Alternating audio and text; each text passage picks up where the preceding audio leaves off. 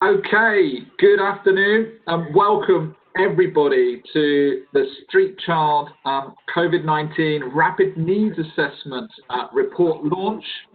I'm really excited to be able to chair this presentation and discussion. My name is Pete Garrett. I'm the Executive Director of Programs and People here at Street Child. And we've got, just such an exciting piece of work to share with you today.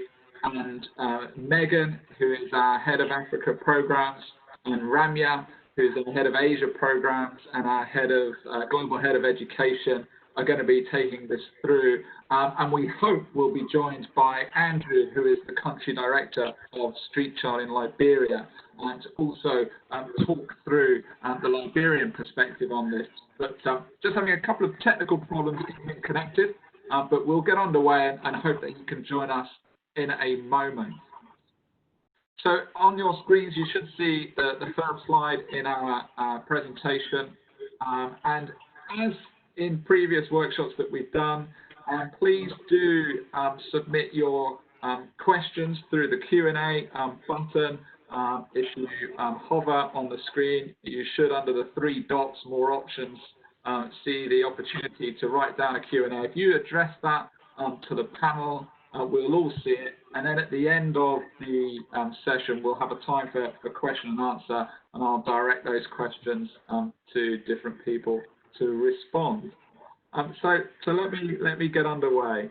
As you probably know by now, on the 28th of March, Street Child was one of the very first UK international NGOs to launch an appeal to raise funds for a global response to the COVID crisis, recognizing how much that was already affecting, even then, vulnerable children, vulnerable groups and households and communities across the 14 countries where we currently work, and recognizing that this was going to be something that was only going to get worse.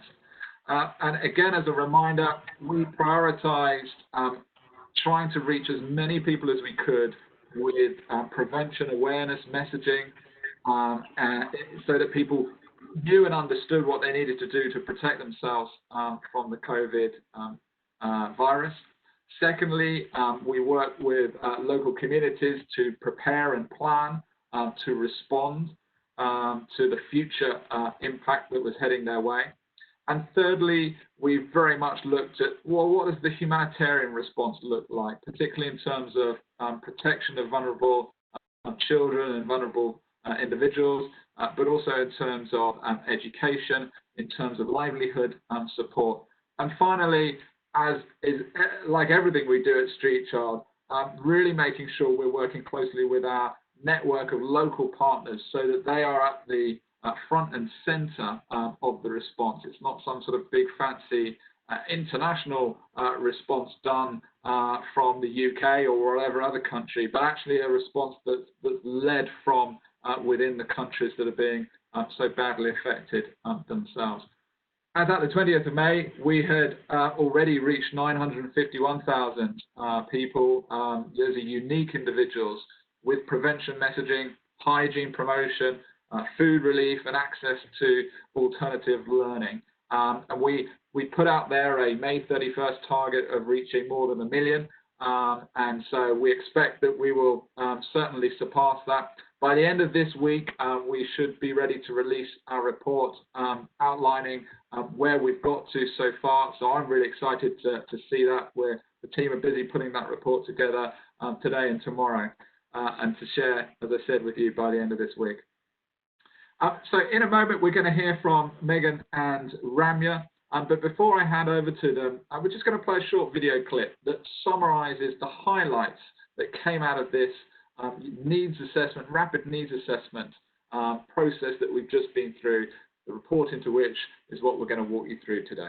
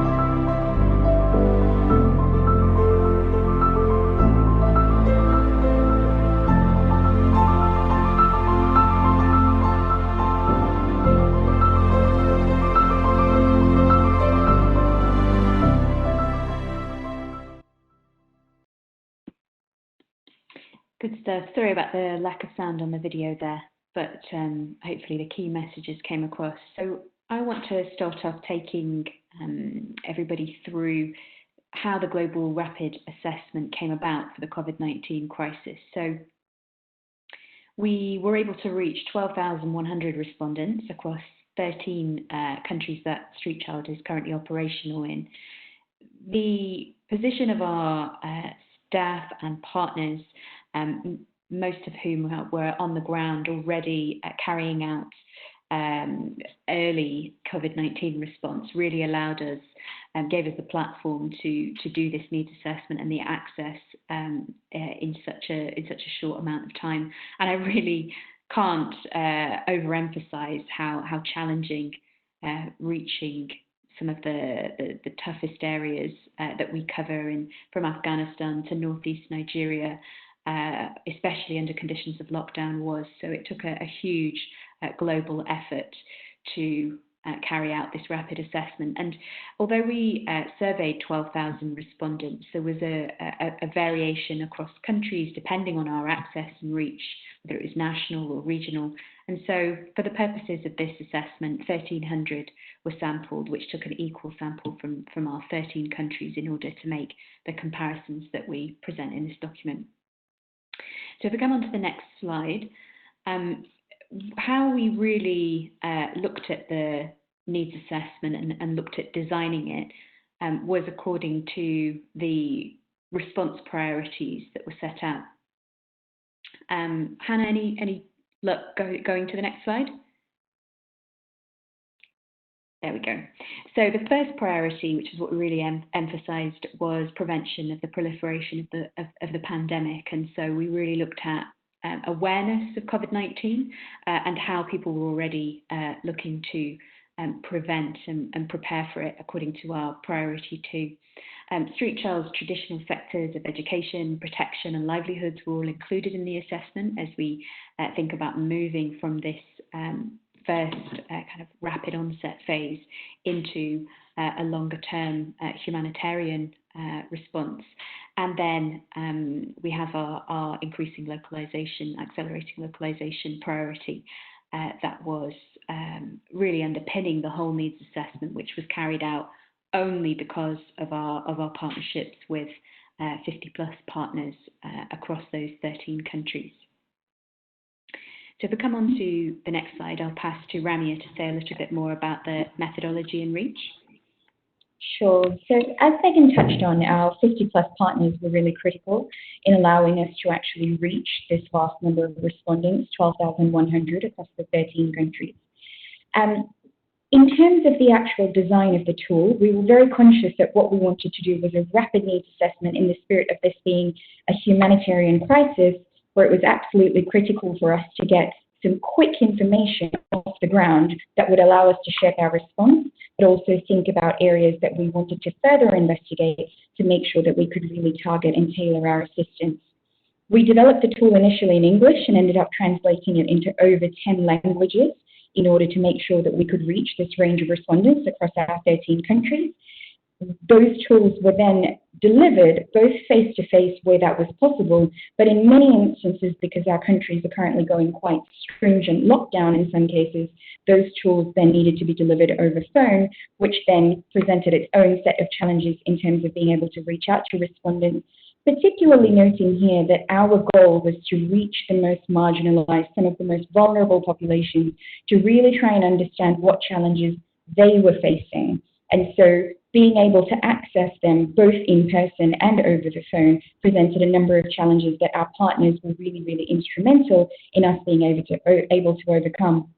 Just to note that whilst we did take a sample across ages, most of our participants fell into an age range between 20 and 80, and quite a healthy range. So we do feel that the sample gives us some insight into differentials across ages, even if not necessarily statistically significant.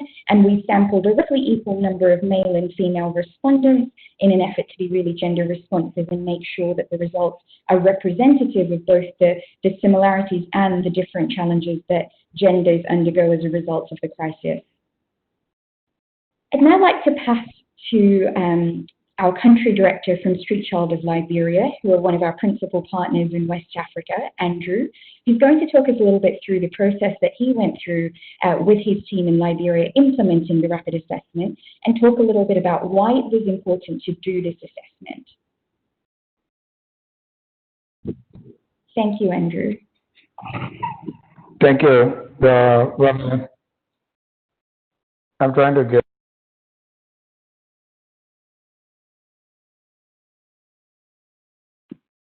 You're on mute, Andrew. There we go. I'm trying to unmute myself. It's now. Stop.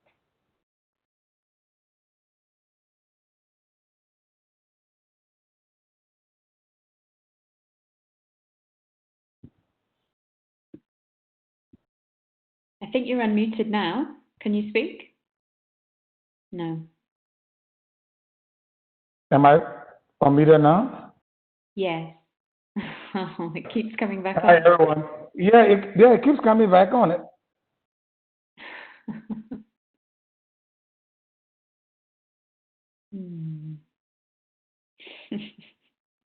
Oh dear, we've done so well so far without the technical challenges. And today we're really, really up against it.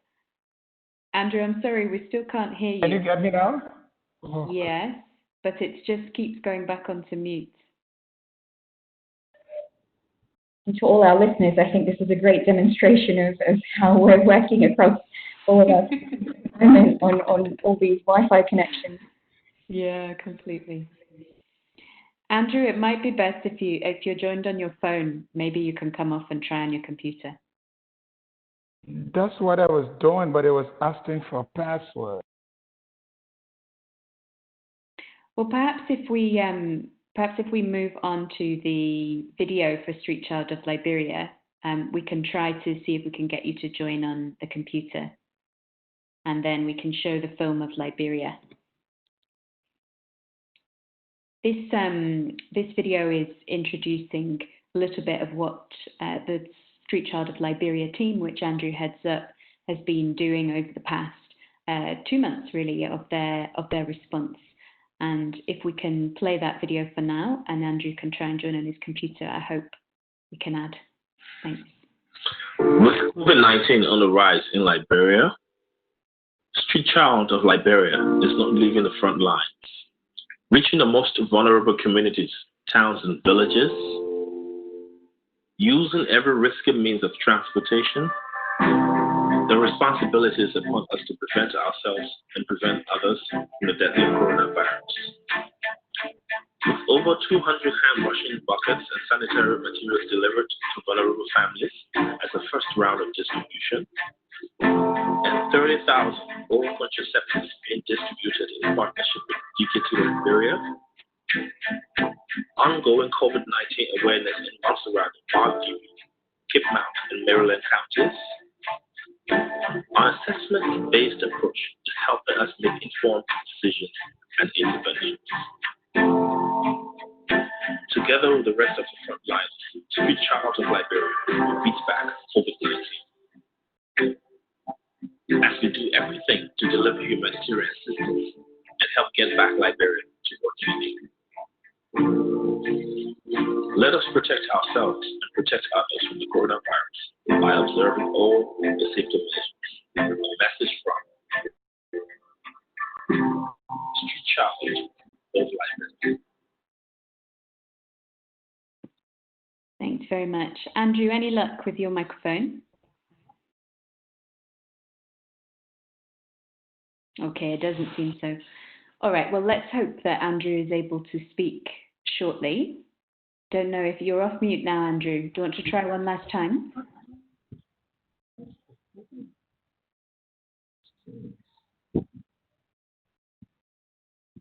Andrew, can you hear us?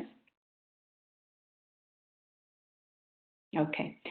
So I'm going to come into the findings, the key findings of the report now, and I think we're kicking off with Ramia, is that right, on the awareness side of things, which of course was one of the really critical areas we wanted to really investigate, as it's been such a top priority. Exactly. What we saw on awareness really was some quite promising information that 97% of the 12,100 odd people that we spoke to reported that they had received information on COVID-19, and this largely speaks to both the efforts of our own organisation and our partners and our networks trying to get that information out there, as well as some quite large-scale efforts by governments and other non-governmental actors in terms of making sure that people are aware about COVID-19 and at least aware of some of the strategies that they can use to prevent and prepare. What we did see, though, was some really vast disparities across some of our contexts. So, for example, we observed some minor disparities in countries like Bangladesh and Uganda, where we surveyed refugee populations, where we saw slightly lower levels of information penetration. And further analysis suggests that that could potentially be, for example, because the language of government messaging is different to the language that the refugee populations are able to access information in. And that really speaks to a need for more targeted messaging going forward into this next phase of our work, and making sure that each and every individual has the information that they need to be able to prevent and prepare. We also saw some major disparities, and if we could just move on to the next slide, and apologies for the dogs that are barking outside my house. We also saw some major disparities. Actually, we saw majorly that the most effective ways of getting information across to our respondents, and again, noting that most of the people we spoke to were from urban slums, rural areas, refugee camps, where there is very little, if any, access to digital communication channels. And so you see that that's quite a low rate at 13%. And those who had accessed information through digital channels had largely accessed it via Facebook, often using mobile internet on their phones. But largely the most effective modes of getting the information across were through radio and television in the first instance, with 45%. And almost half of our respondents said that they were receiving information through others in their community, so through family, through friends, noting, and I think Street Child, we are reflecting on the usefulness of actually targeting information at the household level, then noting that information tends to go on through other members of the family. If we could just flip to the next slide. And just as I touched on before, however, as much as our seeing that 97% of our respondents were saying they were receiving information through this range of ways, that there were huge disparities in countries like Afghanistan. So, for example, in Nimruz province, that up to 40% of women said that they'd never heard about it before. Going to wait for, thank you, Andrew. Up to 41% of women hadn't heard anything about COVID-19 before, and we actually interestingly saw in some of the responses, respondents saying to us, well, now that you're asking me, this is the first time I'm actually hearing about this infection.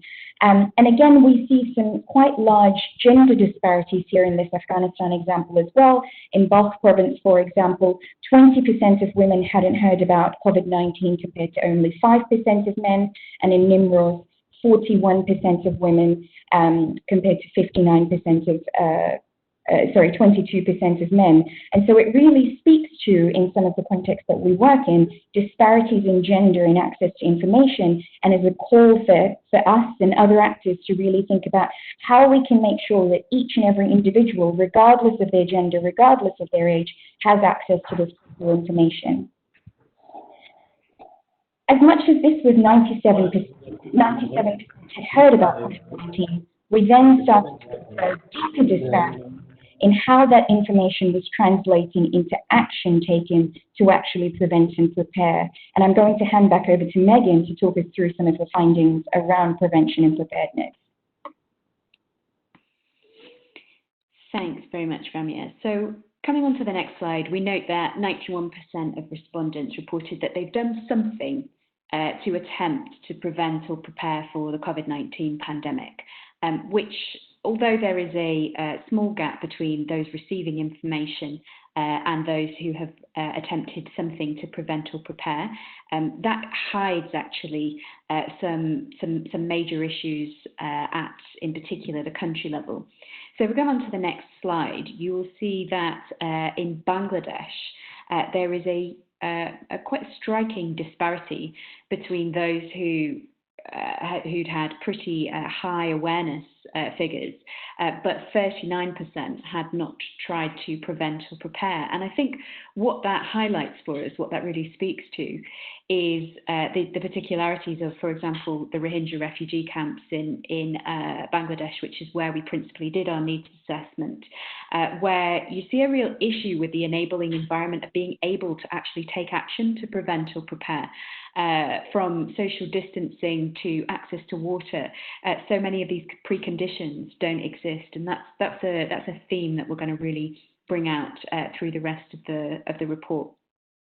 And we saw some other similar gaps, although none as large as in Bangladesh, in contexts like DRC and also Burundi, where we saw key gaps between awareness and then taking action, which really speaks to some issues with the enabling environment we need to address in the next phase.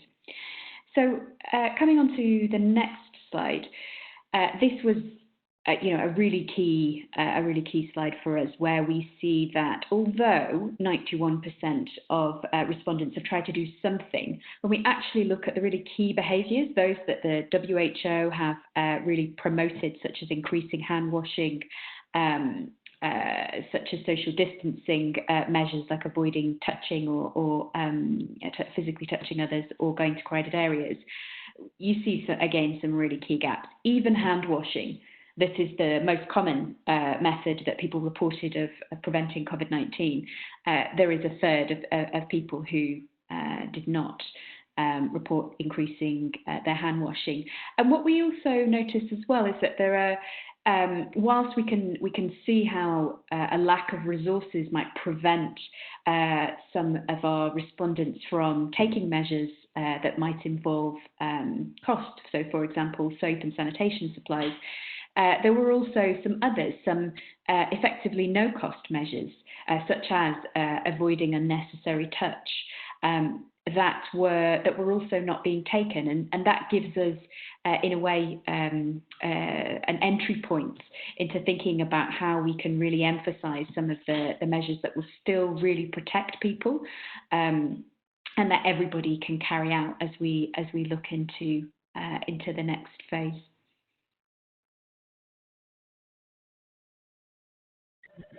Thank you. And if we move on to the next slide, the next part of our rapid assessment, after looking at prevention and preparedness, awareness and action, really moved into looking at three of our core areas of work at Street Child, so learning, livelihoods and protection. On the learning front, we were quite alarmed to note that the respondents reported to us 1 in 2 children don't have access at the moment to any alternative learning opportunities. It's worth noting that at the time of our assessment, 12 out of the 13 countries had enforced lockdowns that included school closures. And this means that whilst close to 95% of children were out of school, only 50% of them, slightly less than 50% of them, had access even to pen and paper, textbooks at home, radio or television learning, far from mobile internet and other kinds of online methods of alternative learning. 1 in 2 children were completely out of school, completely out of learning, with no way to continue engaging during this school closure. This is really something that for us at Street Child, as an organisation that's so focused on getting children to school and keeping children at school, it really positions very starkly to us how much work there is to be done in ensuring the safe return of these children to learning and back to school as school starts to reopen. And if we could just flick to the next slide. Sorry, Hannah, thank you. And again, just to reiterate, this is essentially showing the percentage of respondents on this slide, that this was really respondents saying that they have nothing at the moment going on. And as we'll come on to in later slides, what we're particularly concerned about here is 2 things. One is that as children are out of school, it really increases their exposure to certain protection risks, and we're going to be talking to you about the risk of child labour, of early marriage, and in some of our conflict-affected contexts, the risk of recruitment into armed groups where children are out of school, where school is such a critical component of providing a safe and stable environment for children in contexts where there are already a number of existing vulnerabilities. But in the second instance, in some of our contexts where the rate of school attendance is already quite low. So Afghanistan, for example, even before COVID, over 50% of children were out of school. And we now know that with school closures, it's going to be that much more difficult to support these children back into school. And there is a real risk of permanent disengagement and dropout, which risks reversing really decades of progress that have been made in some of these complex contexts in terms of being able to support children to access life-saving and life-sustaining learning. So we can go on to the third slide, please.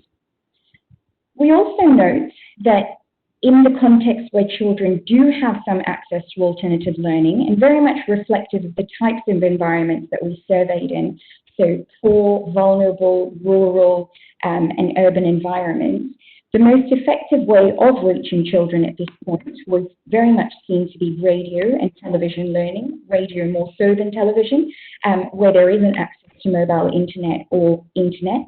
And so for us, this really has led us to think very carefully, one, about how we extend radio coverage in some of the vulnerable areas where we work, and two, what we do to really target and tailor learning assistance to students who don't have access to any of these methods, who fall into that 51% category. And this will form a major portion of our response going forward, thinking about how we support those children who are at the bottom of the pyramid. Now I'm going to pass back over to Megan, who's going to talk us through some of the challenges that respondents talked about beyond this learning challenge. So although the type's probably a bit small for you guys to see, before even looking at the top concerns, I want to hark back to this enabling environment issue and note that several of the key concerns related to lack of access to hygiene materials and the cost, increasing cost of hygiene supplies. And I think this really links us between that gap between behaviour and awareness, and where respondents were really highlighting challenges that related directly to that enabling environment issue that does need to be solved if respondents are able to have the full range of prevention measures available to them. That said, it was very clear to us that one of the most critical concerns of respondents was more related to the economic consequences. So rising prices, the cost of living, loss of income and loss of livelihoods, concerns that will be familiar, around the world, and also interestingly, a rise in household responsibilities. So reflecting that 12 out of the 13 countries, all of the respondents will now have additional childcare responsibilities now that their children are not in school, and of course, emotional, socio-emotional well-being, so psychosocial needs and concerns about the loss of life also featured as a major challenge. And I do note that although only 6% of respondents noted loss of life, we are acutely aware that those who are at risk may not just be at risk of directly dying as a result of COVID-19, but as the whole health sector pivots towards COVID-19 response, it's expected that the indirect consequences in the health sector may be even more huge. So that's something that's worth sort of noting. And I will say finally on this slide that though economic concerns were top of the list, in places on a more local level that had already seen a huge uptick in cases, Cameroon in particular, we saw a corresponding increase in concerns related directly to COVID-19 for those who'd already seen and known of those who'd fallen sick. Great, thank you, Megan. And if we could go on to the next slide, please. So very much backing onto what Megan just said about which populations are at increased risk as a result of COVID-19, both directly and indirectly. Unsurprisingly, 61% of our respondents said that they saw elderly populations being at highest risk. And it was interesting to note in the comments provided by respondents that they didn't just perceive that they were at risk because of their heightened vulnerability to the infection, but also because they felt that elderly populations were worse prepared or in order to be able to prevent, because they were actually receiving the least information or faced the most challenge in accessing information that would help them take preventative or preparedness measures. We also noted that 28% of them noted children and adolescents as being vulnerable, and particularly we saw that 29% of our respondents noted that the extreme poor were vulnerable to the indirect consequences, the humanitarian consequences of loss of income, loss of livelihoods, loss of life, noting that the poor populations would not have the types of coping strategies and resilience measures that perhaps slightly more well-off populations might have, their ability to save, their ability to stockpile, and therefore to be able to cope with shocks doesn't exist in this context. And we noted in particular, if we move to the next slide, that in Syria, sorry, Hannah, if we could just go on to the next slide after this, we noted that in Sierra Leone in particular, it was 64% of our respondents actually noted that the extreme poor were particularly vulnerable. And something that came through quite interestingly in our analysis when applied to both Sierra Leone and Liberia was that respondents really seemed to have a heightened awareness of the long-term effects of the pandemic, no doubt because of what these countries have been through as a result of the Ebola epidemic. There was quite a lot of foresight that came through from the responses about what those longer-term effects might be and how some of these more vulnerable populations were set to suffer as a result. I'll now pass back over to Megan, who's going to talk us through some of the specific vulnerabilities then that our respondents reported concern about. Thanks, Ramia.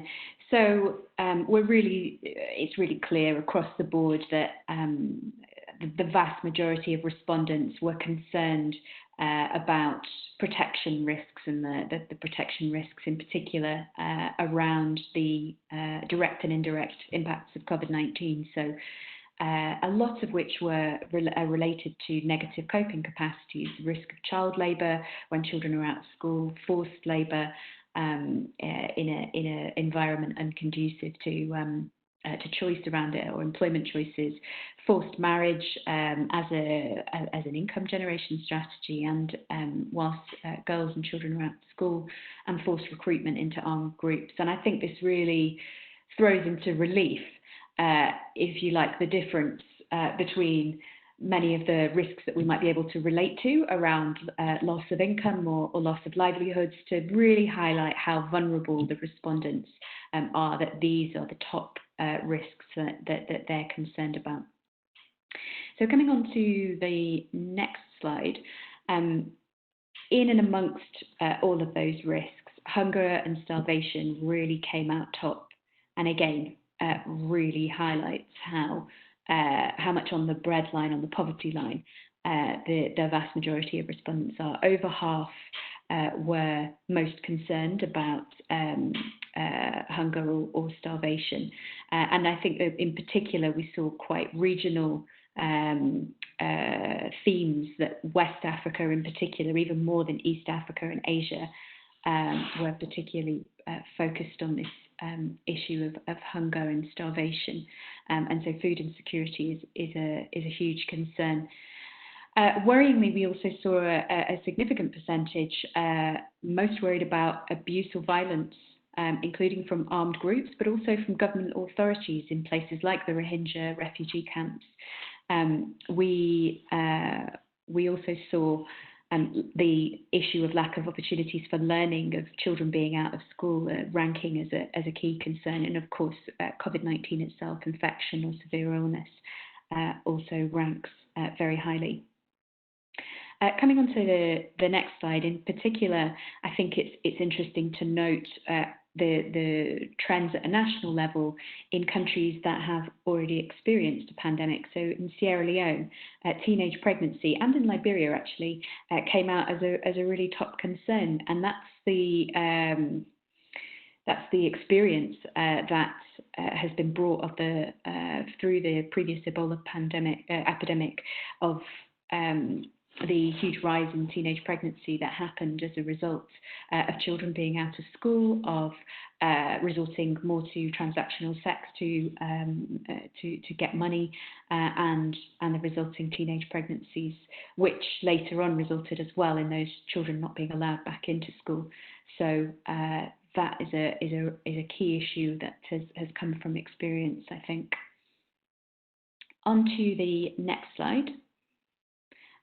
One area that didn't just come up in Sri Lanka, but was most obvious in Sri Lanka, was the risk of discrimination. And we can't ignore the fact that so many of the respondents that we work with and asked are themselves marginalised groups. And one of their biggest concerns is that they will miss out on information or assistance because of stigmatisation, of marginalisation, because their ethnic group or community will not receive the assistance that is available, and that was particularly stark in Sri Lanka, where I think we interviewed. This was particularly coming from one ethnic group that has been historically marginalised. Ramya, over to you. Thank you. We also then asked respondents about what they were doing to try and cope with some of these challenges that they'd identified. And overwhelmingly, we saw very, very similar patterns across all the regions that we'd surveyed. The first and foremost strategy we noted was restricting food. This was particularly started in West Africa, where respondents said that we would rather restrict the amount and the number of meals within the home before we reach out beyond the household for assistance.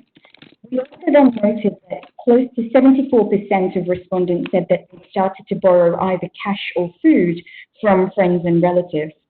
17% talked about how they'd had to consume seed stocks that were being held for the next season. And this is actually quite consistent for us with anecdotal evidence that we're seeing in our programs, where beneficiaries are starting to have to rely on existing resources in order to get them through, but that is in turn depleting resources that they might rely on in the future. So for example, in some of our programming in Nepal, we're seeing that beneficiaries have had to cook and eat the ducks that we provided to them for duck rearing and for livelihood programming. And again, what this is really making clear to us is that this over-reliance on short-term strategies to be able to get through the acute phase of the crisis is really going to end up depleting the kind of resources that our beneficiaries or respondents have available to them going into the more protracted phase of the crisis. So if you're consuming seed stocks that are held for next season now, that then is going to have a major impact on the next crop planting season, on the harvest, on the ability to both feed put table on the food on the table in your household, as well as to be able to go to market and earn an income. And so one of the major themes that's come through for us here is that the risk of relapse or reliance on adverse coping strategies in the here and now are very much looking likely to have huge long-term adverse effects on these populations. And in-time investment is going to be really critical to be able to get us beyond that and to support beyond that. But as Megan's going to touch on now, unfortunately, the level of assistance as it currently stands is quite low, and really calls out to us to think about how we can prevent this short-term collapse in a way that allows our respondents and our beneficiaries to really be set up for rapid recovery and resilience, as opposed to a longer-term depletion of resource. Mm-hmm. Thanks, Ramya. So, yes, considering that we surveyed amongst the most vulnerable and marginalised in the countries that we surveyed, it's pretty striking that 44% of respondents have received no assistance whatsoever to date. These are the very most vulnerable, and they have reported that they have received nothing. Coming on to the next slide, even though those who have received assistance number in around 56%, it's worth highlighting what assistance they're referring to. So most of it is one-off assistance of the type of hygiene supplies, of food, and only a very small percentage, just 14%, are getting cash or 6% getting livelihood support. If again we think of what's happening in our own countries and the types of assistance that government in particular have been able to provide, there is an absolutely huge gap in sufficient assistance of the type that our respondents clearly need, given the challenges that have been highlighted.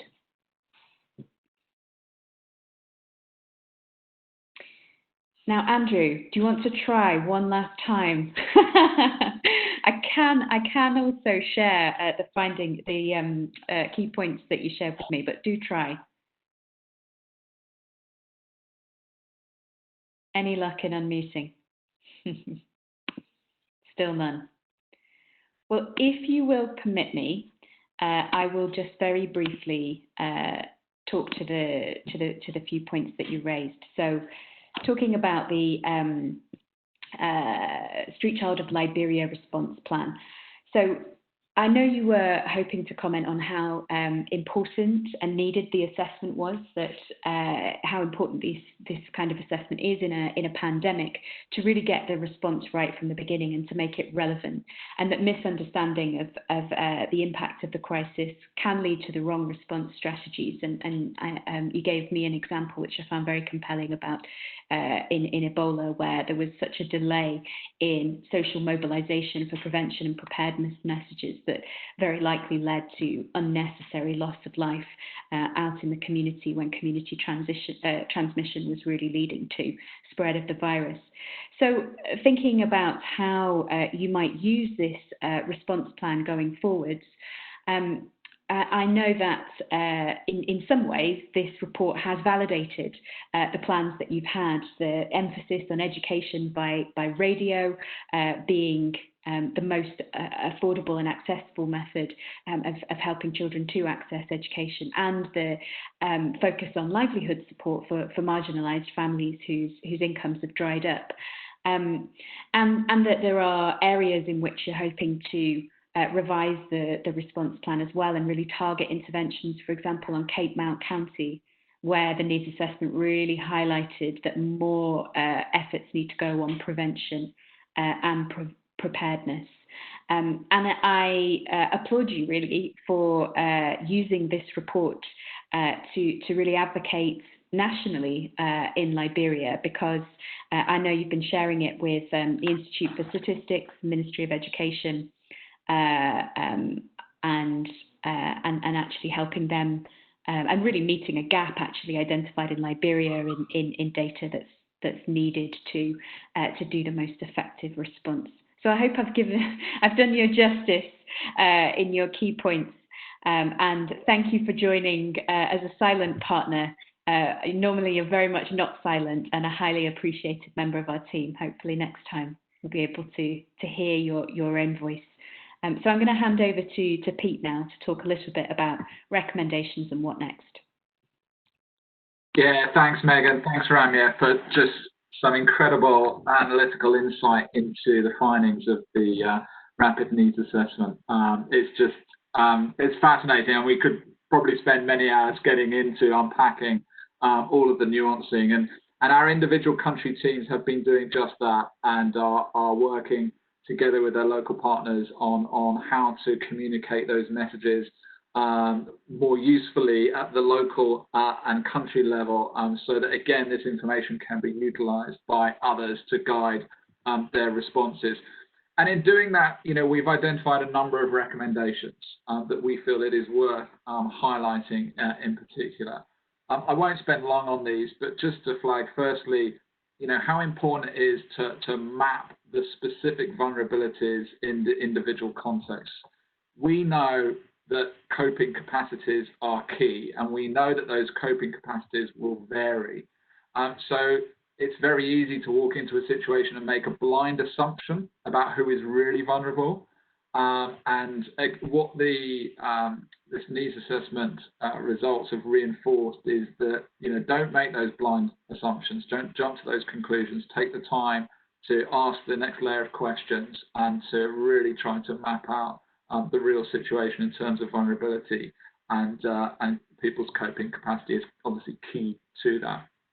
Secondly, that we need to collaborate very well with local communities and other organizations, local government, to create an environment that enables prevention to actually take place.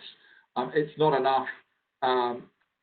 It's not enough, as we've highlighted, to be able to give the message. There are things that are getting in the way of people being able to put the actions that they need to take into place. So we need to look at our local, our low-cost scalable solutions that will help communities overcome these barriers. And again, they will vary by context.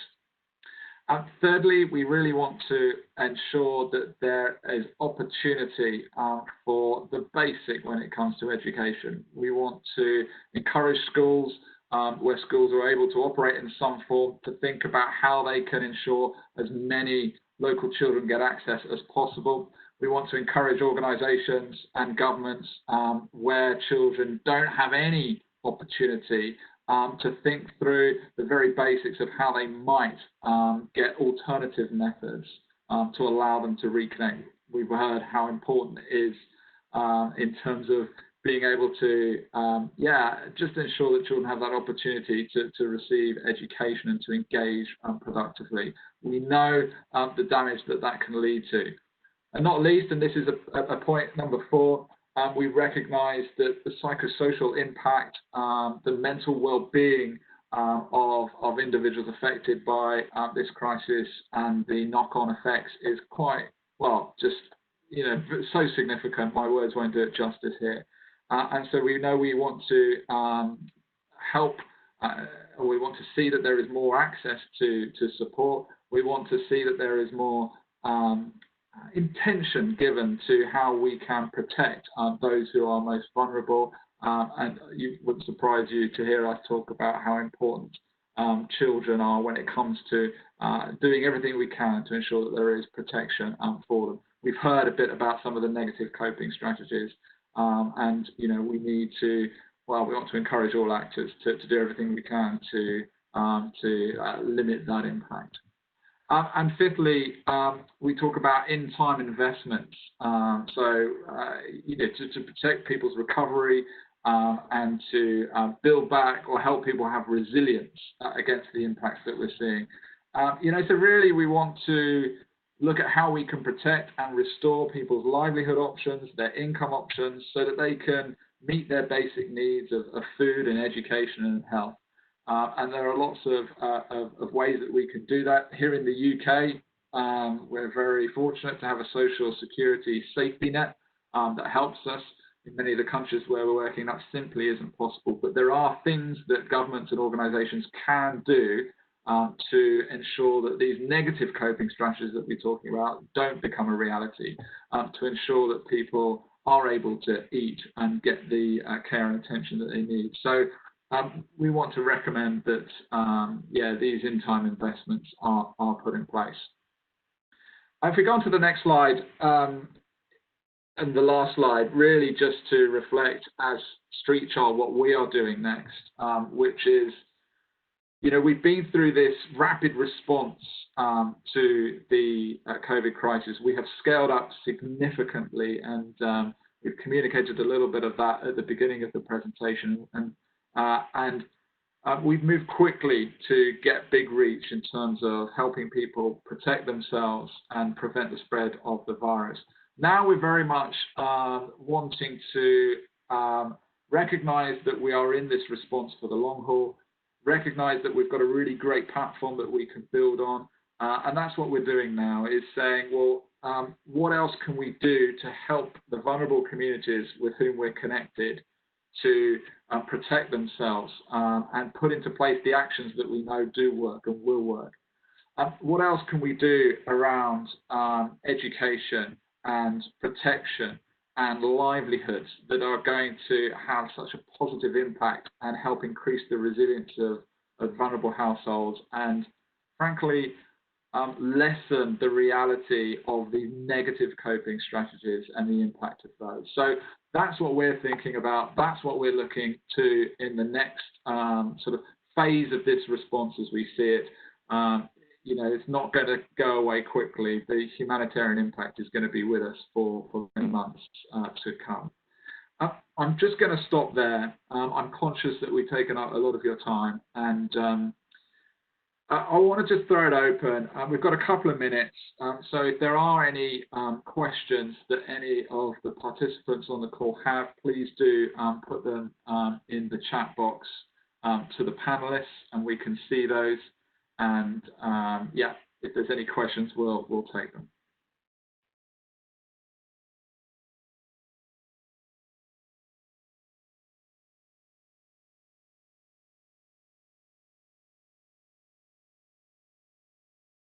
Charlotte's just told me that everybody left on the call is from within the organisation now, and that there have been no questions from anybody external to that. So Megan and Ramya, I just wondered if we might want to try connecting with Andrew again, and just to see if we can give it one last go, and Andrew, see if you've got any other messages for us who remain on the call, all internal to the Street Child family.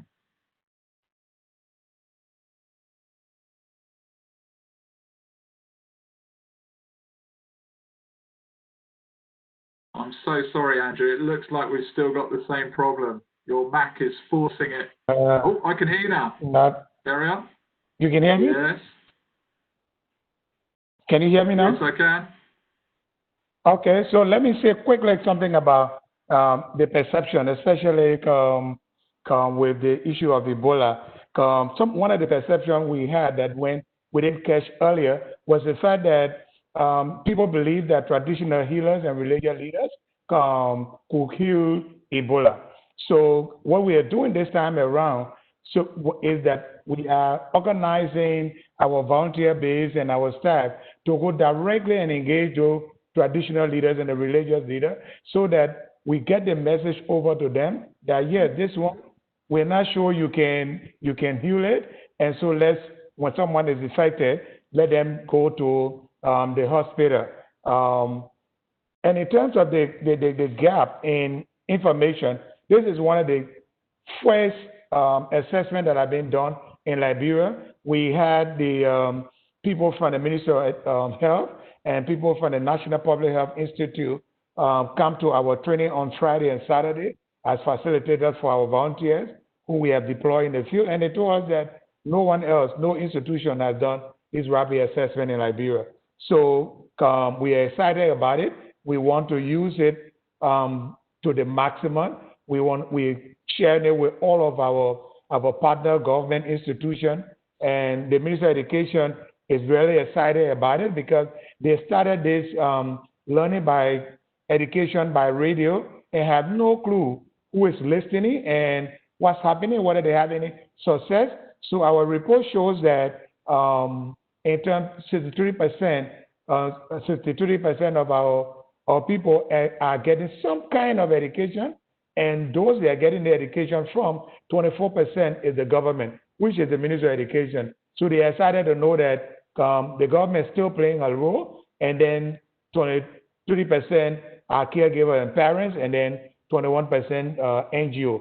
So they are interested in knowing, because they're just doing stuff and don't know what impact they are having up there. So they are really excited about what this report, and that's the only one. And this is the gap that this report is going to close. Our volunteers and staff are excited because they can now see with evidence in their hand, go in the field and tell people, these are the situations, this is what we need to do. And they have helped us, like Megan was saying, to target our response, specific response to specific geographical location. Like Cape Bond, we know what to do in Cape Bond, and then we can see what to do in different parts of Liberia internally. I know I just got on last minute. Well, I'm so glad that we got to hear your voice properly, Andrew. I'm sorry that we couldn't hear it earlier. That was terrific. Look, everyone, thank you, Megan. Thank you, Ramya. Thank you, Andrew. Thank you, Charlotte and Hannah, for setting this up. And thanks to all you who've stayed with us right to the end. Look forward to speaking with you all in one way or another in the coming days. Okay, we'll end it there.